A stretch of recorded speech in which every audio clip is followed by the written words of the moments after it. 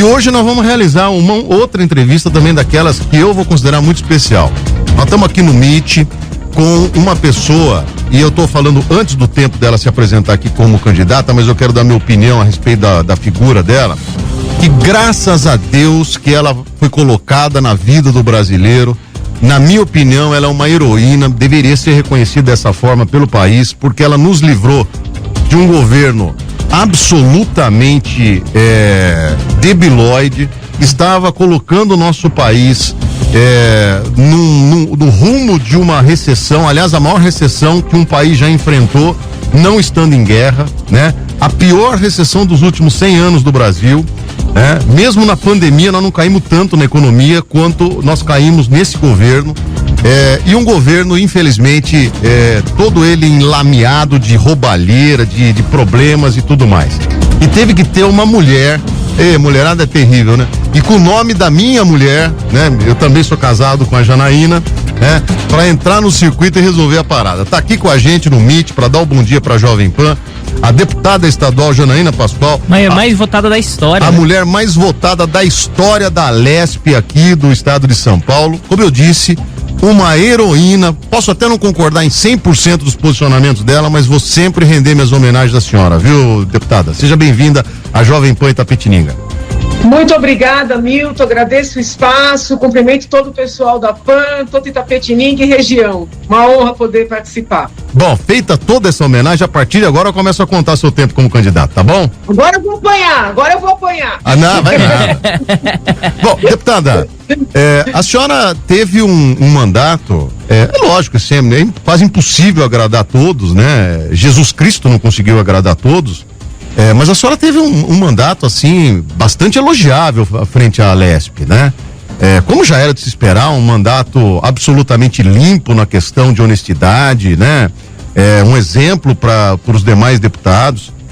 A senhora, inclusive, em muitos momentos fez uma oposição dura ao governo Dória, né? Que, convenhamos, tomou algumas atitudes indefensáveis. Eu, sinceramente, achei até que a senhora ia fazer o próximo passo, ser deputada federal. E não é que a deputada Janaína resolveu dar o passo, né? Virar candidata ao Senado Federal.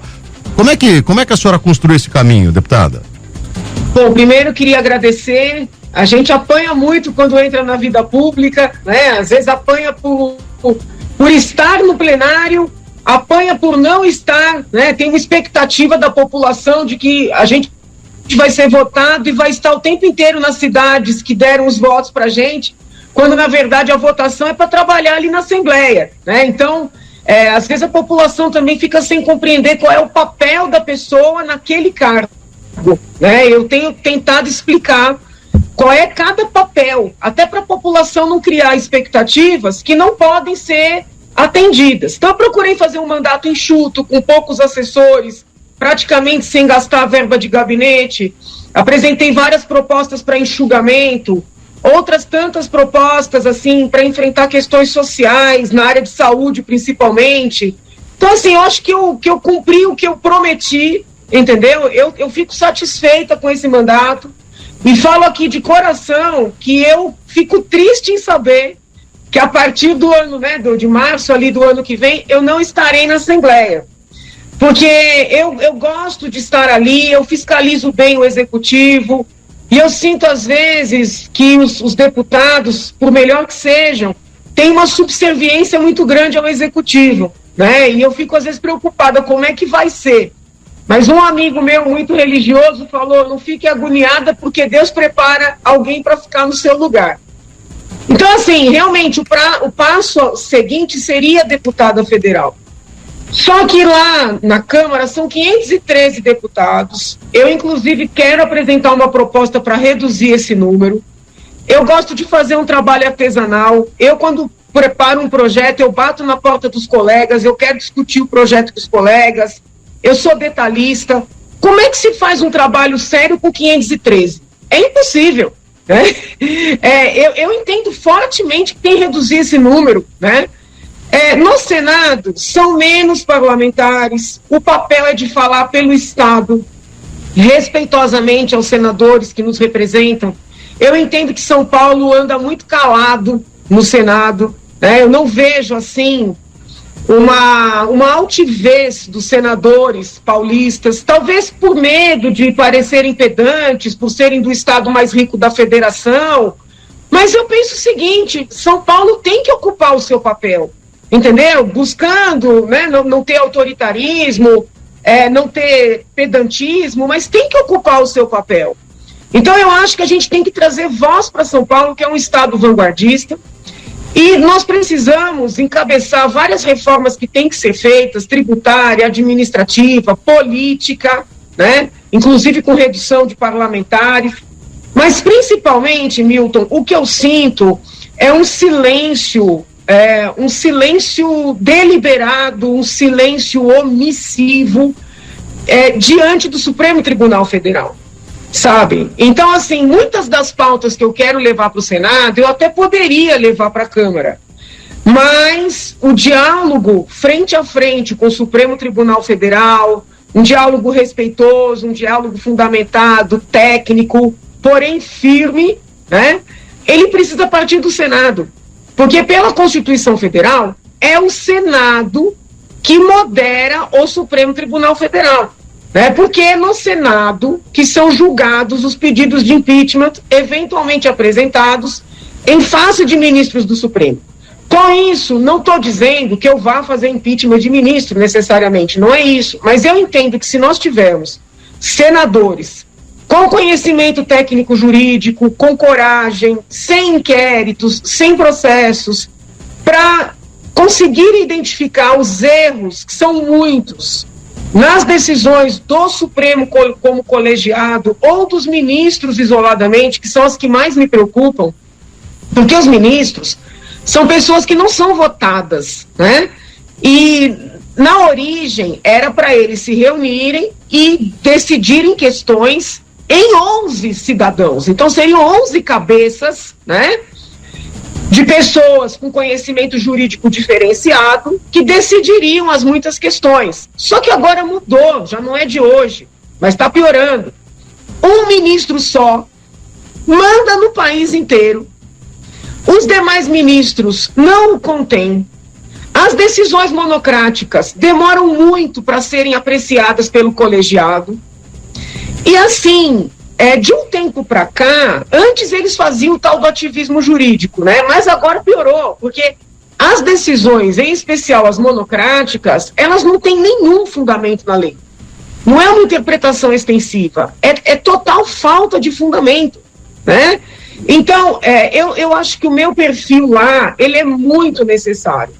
E é um perfil necessário tanto na hipótese do presidente Bolsonaro ganhar, porque essa crítica, esse diálogo com o Supremo, ele precisa acontecer no governo Bolsonaro, mas ele é um perfil talvez mais necessário na hipótese do ex-presidente Lula ganhar.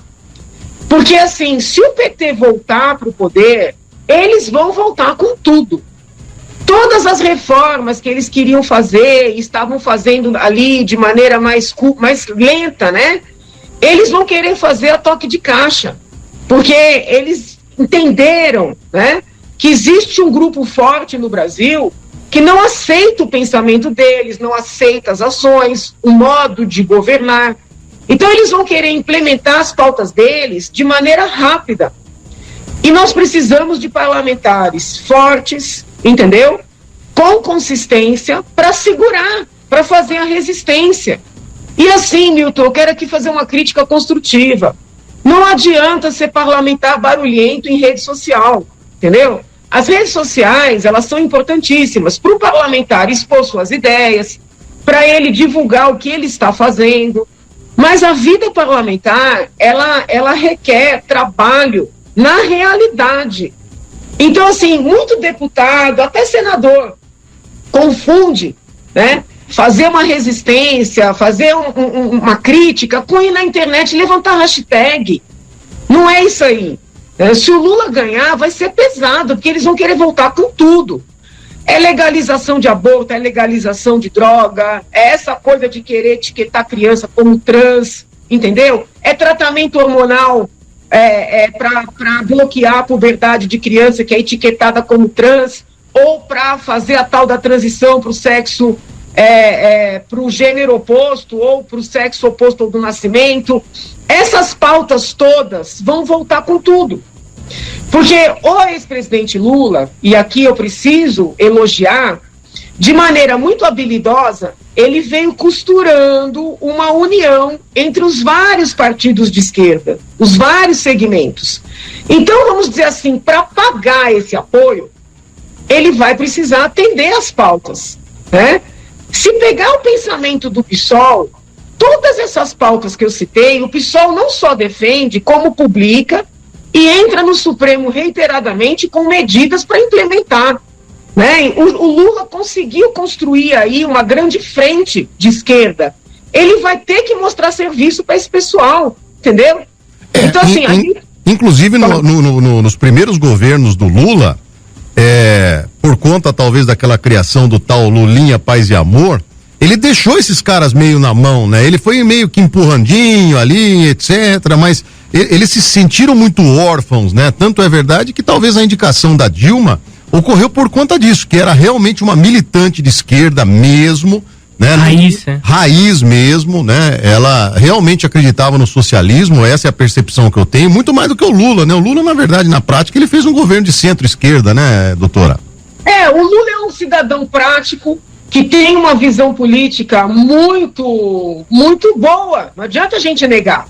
Para a gente poder enfrentar alguém, tem que analisar esse alguém e identificar seus pontos fortes, né? Ele tem uma visão política estratégica. Ele conseguiu, por exemplo, falando do Senado, construir uma chapa. Isso aí é praticamente a primeira vez que acontece. Pode pegar a história das disputas pelo Senado. Ele conseguiu reunir vários partidos em torno dessa chapa.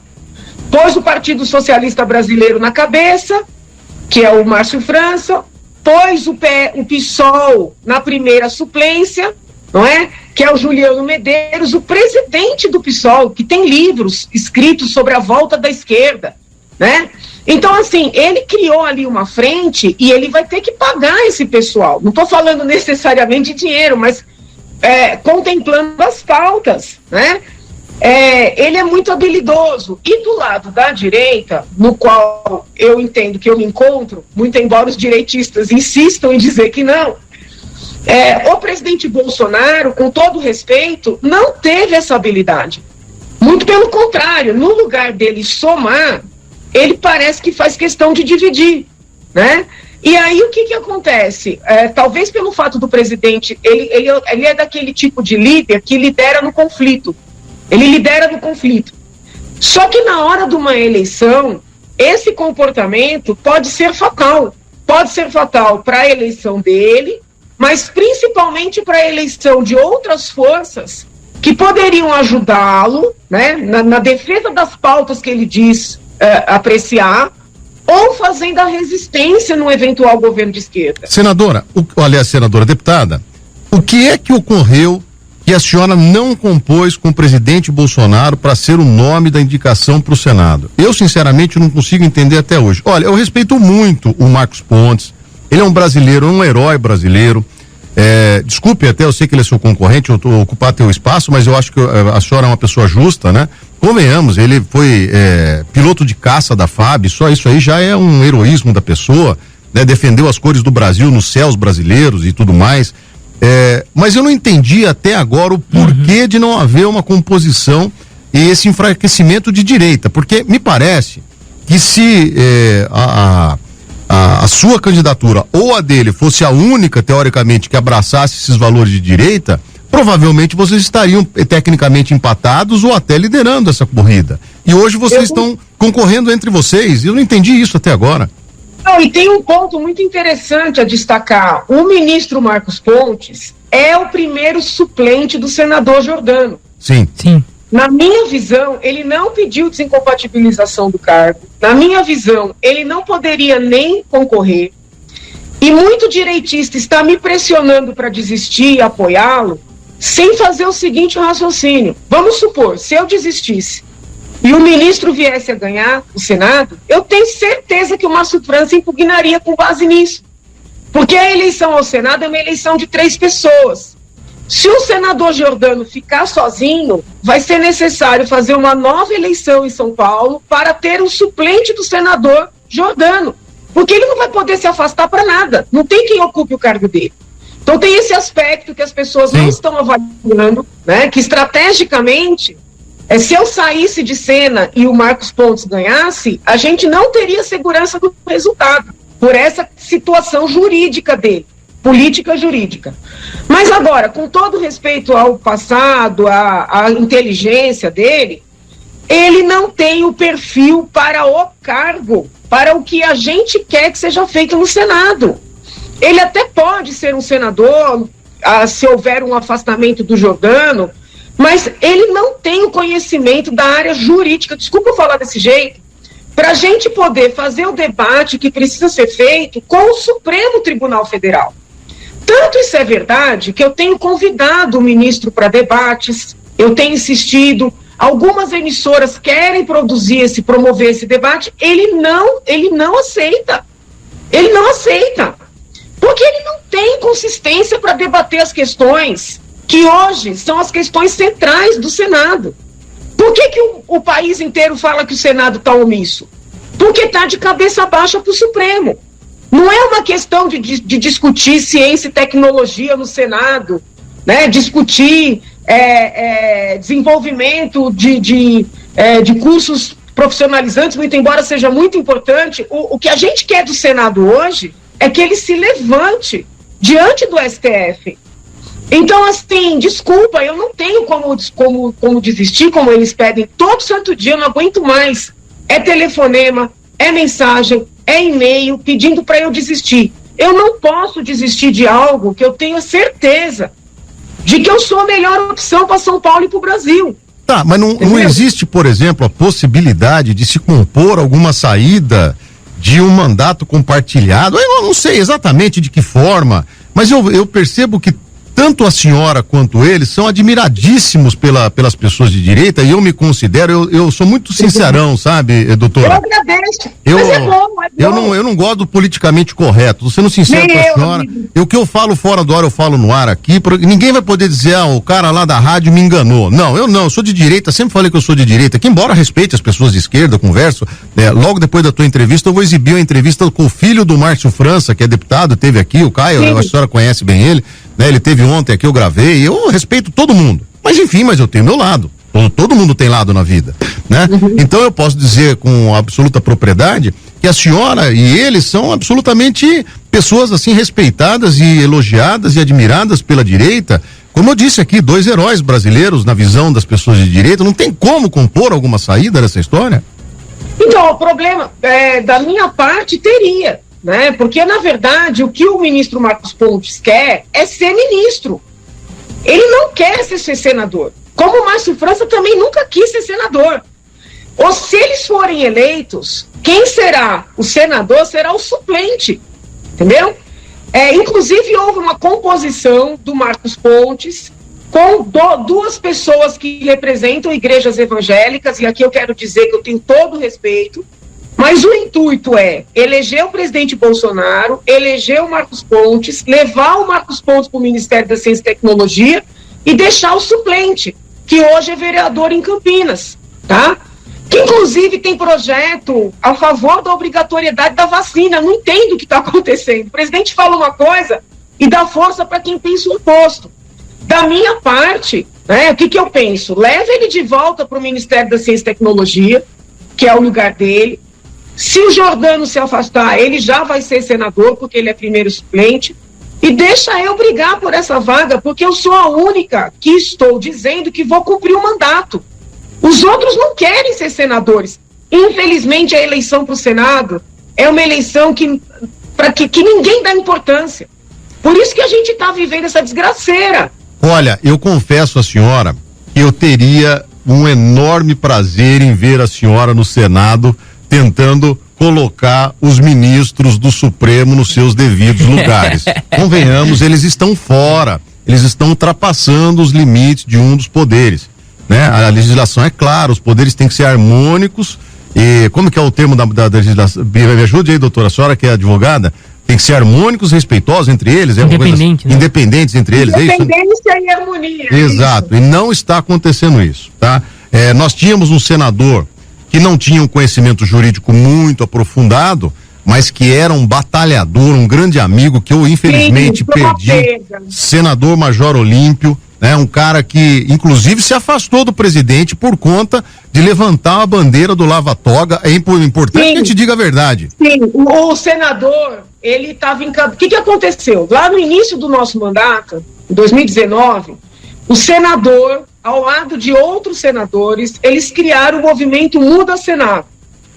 Esse movimento fez um pedido de instauração da CPI da lava-toga, e eu fui para Brasília, fiz uma grande reunião com todos eles para apoiar esse movimento, falei na tribuna da Assembleia em apoio a esse movimento.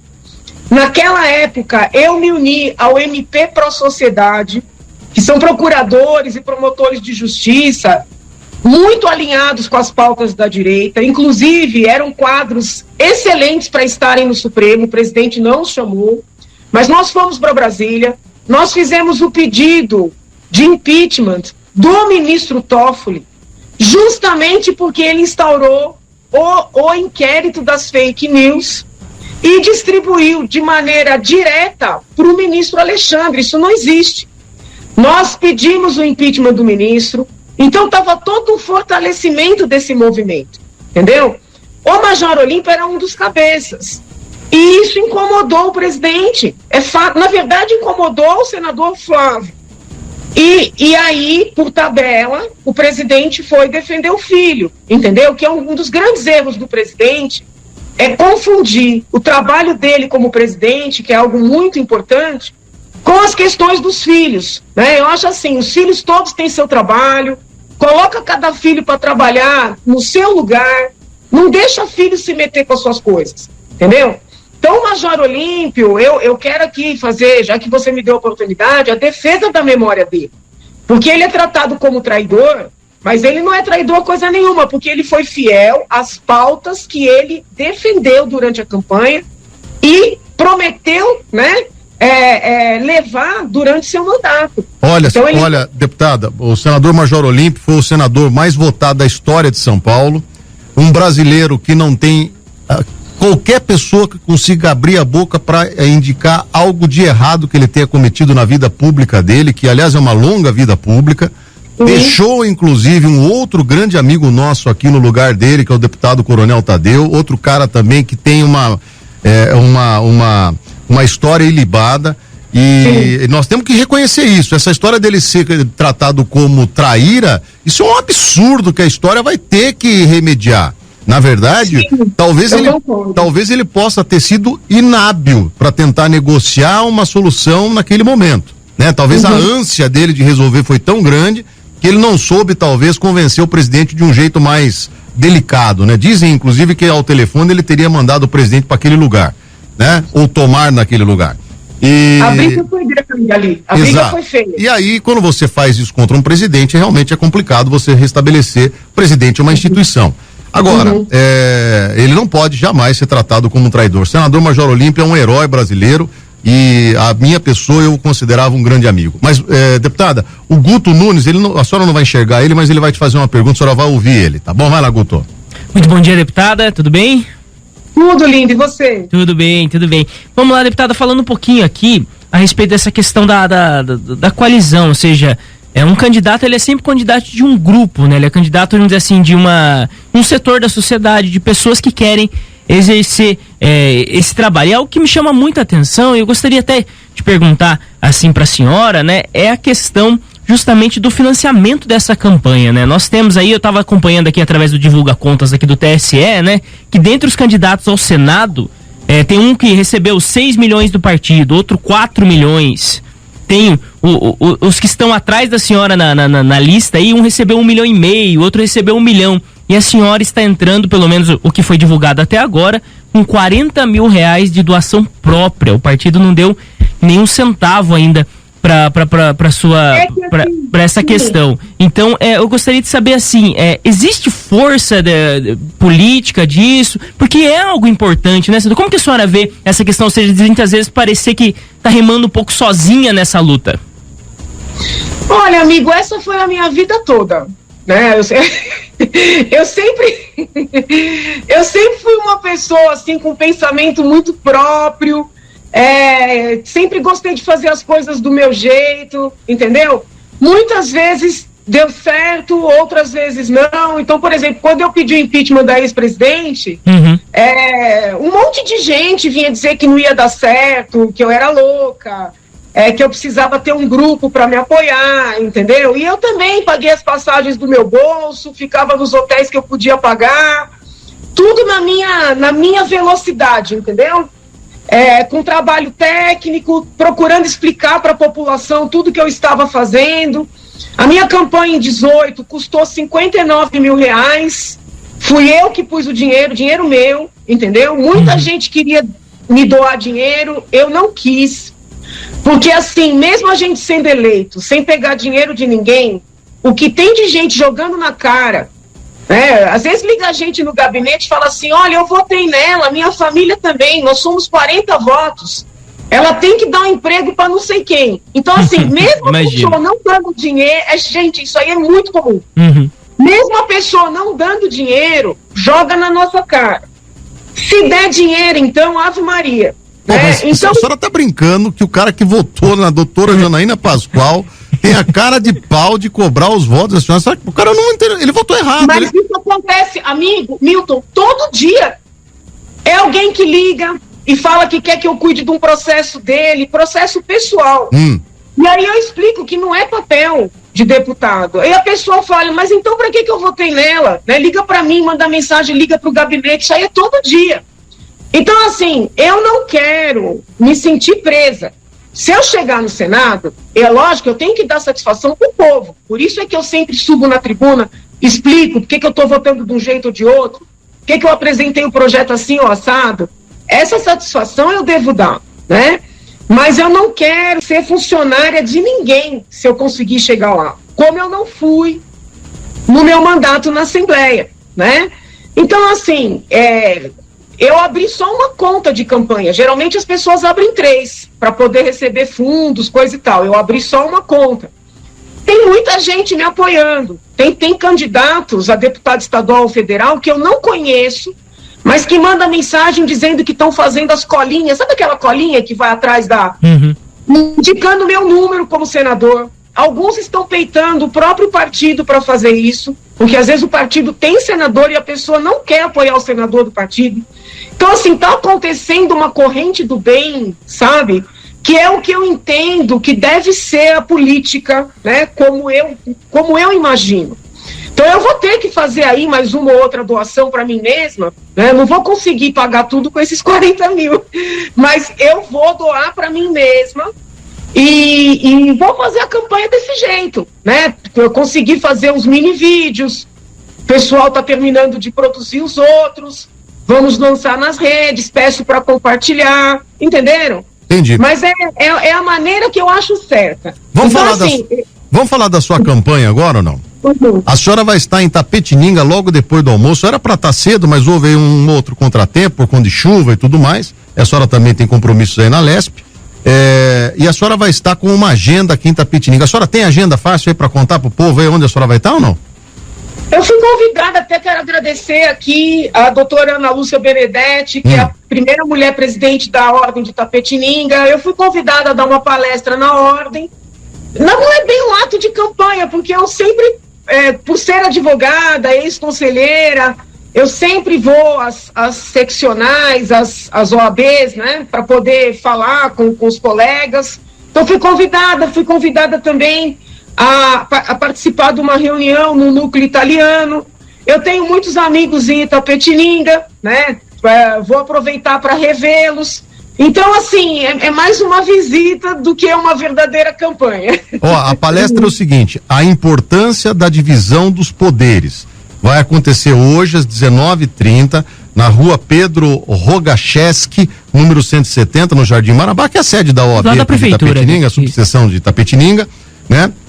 Você inscreve-se pelo site Itapetininga, oabsp.org.br. Você faz lá a sua inscrição, eu creio que seja gratuito, né, doutora? Sim, sempre é, né? A palestra gratuita. A palestra gratuita a partir das 19h30. Vou fazer força, inclusive, para estar lá. Eu quero acompanhar essa sua palestra.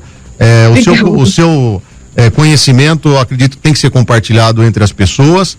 Aliás, fica aqui, se é que a senhora já não fez, para a senhora escrever um livro para deixar registrado a história do impeachment, que foi uma história de um heroísmo sensacional da senhora e de outros brasileiros. O brasileiro, infelizmente, tem memória curta, né? Tanto que se vê aí que as pessoas que foram empichadas, né, agora se disputam cargos eletivos, né, e com possibilidades de ganhar a eleição.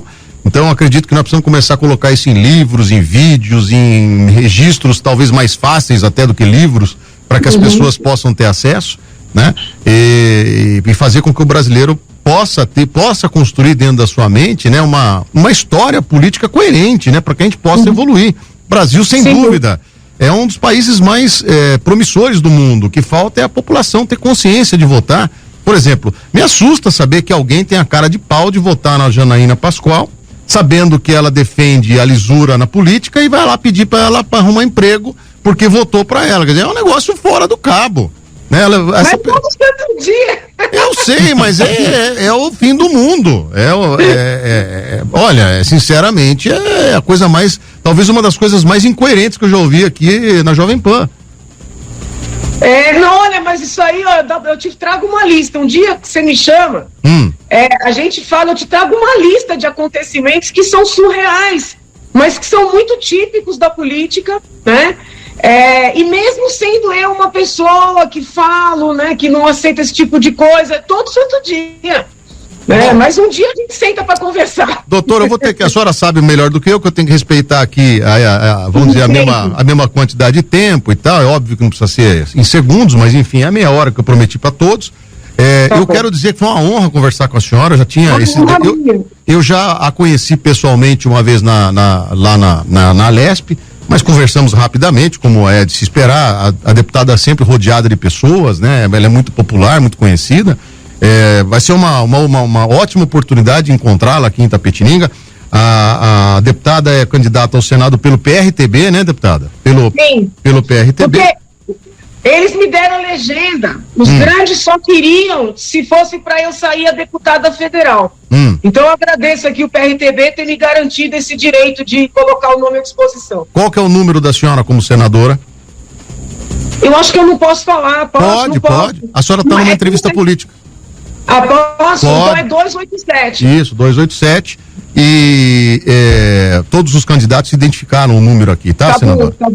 Tá bom, desculpa, porque eu fiquei com medo por ser concessão, mas se eles falaram... Pode, porque a gente tá convidando a todos, né? Então é uma entrevista realmente com a candidata e não com a deputada estadual, tá? Tá bom, obrigada. A senhora pode entrar aqui para falar como deputada estadual a qualquer momento, aí não poderia falar do número, óbvio, mas hoje não, a senhora tá falando como candidato. Mas olha, tá bom, doutora Janaína Pascoal, quero encerrar dizendo o seguinte: tomara que a senhora e o ministro Marcos Pontes encontrem uma saída, né? Eu acredito o seguinte: essa divisão, ela favorece somente aqueles que não são de direita, tá? Tem razão. Certo. E me preocupa muito essa questão, por exemplo, envolvendo suplentes, né? Que poucos são divulgados, mas que devem assumir o cargo, né? Nós tivemos já aí uma decepção enorme em relação ao suplente do senador Major Olímpio, tá? Não tem nada a ver com aquilo que a população votou, né? Esperava de um mandato combativo, né? Eu diria que São Paulo está a pé de senador hoje, tá?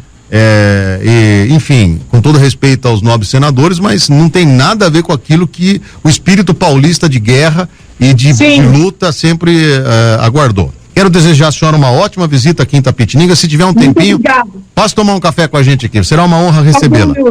Muito obrigada, Deus abençoe. Fica com Deus. Tem um minutinho aí para a senhora se despedir da população. Fica à vontade. Então, amigos de Itapetininga, toda a região, eu agradeço a atenção, desejo muita saúde, muita tranquilidade nesse ano tenso que nós estamos atravessando.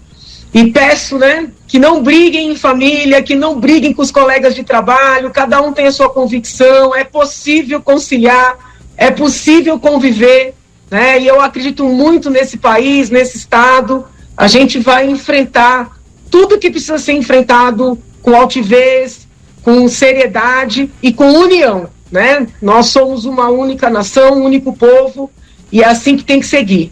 Muito obrigada. Deputada, eu vou pedir para a senhora ficar um pouquinho aí pra gente tirar aquela nossa selfie que a gente combinou antes. Bom, tá bom? Lá.